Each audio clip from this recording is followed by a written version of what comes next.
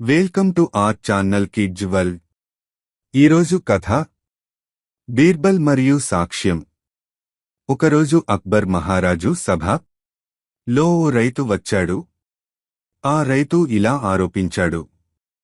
మహారాజా, నా పొలం పక్కనున్న పొలం యజమాని నా ఎద్దును దొంగిలించాడు. అటు మరో ఉన్న రైతు అడిగాడు.